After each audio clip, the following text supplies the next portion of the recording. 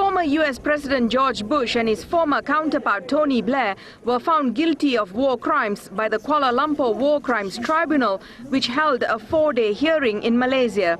The 5-panel tribunal unanimously decided that Bush and Blair committed genocide and crimes against peace and humanity when they invaded Iraq in 2003 in blatant violation of international law.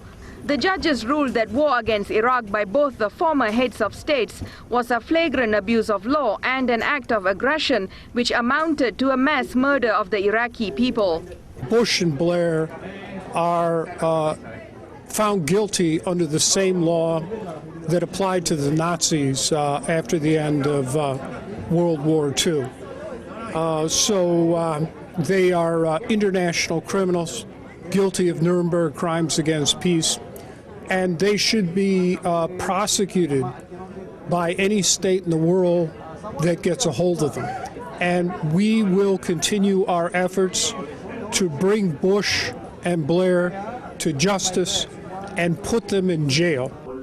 In their verdict, the judges said that the United States, under the leadership of Bush, forged documents to claim that Iraq had weapons of mass destruction. They further said the findings of the tribunal be made available to members of the Rome Statute and the names of Bush and Blair be entered into a war crimes register. There is also a recommendation that this be circulated to states, because all states have universal jurisdiction. And therefore, whenever Bush or Blair appear within their shores, there is an obligation under international law to commit these criminals, international war criminals, through the justice system. Both Bush and Blair have repeatedly said the so-called war against terror was targeted at terrorists.